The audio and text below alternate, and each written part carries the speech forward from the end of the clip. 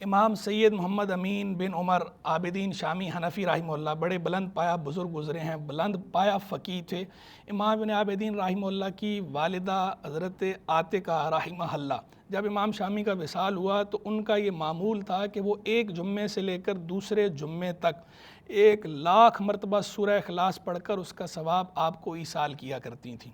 اور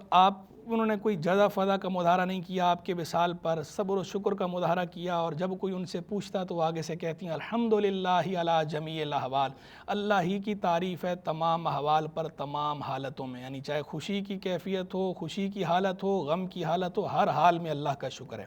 اس سے ہمیں یہ پتہ چلا کہ جو ہمارے اسلاف کی مائیں تھیں وہ کس طرح صبر و شکر کا بھی مظاہرہ کرتی تھیں، اللہ کی قضا پر بھی راضی رہتی تھیں، اللہ کی رضا پر راضی رہتی تھیں، اور دوسرا انہیں قرآن پاک سے کیسا شغف تھا، اس کی تلاوت کتنی کرتی تھیں، اور تیسرا یہ کہ اس کا ثواب اپنی اولاد کو بھی ایصال کرتی تھیں۔ اور یہ دیکھیں کہ امام شامی کی والدہ، امام شامی خود عالم ہیں، امام شامی خود ولی ہیں، خود سید ہیں،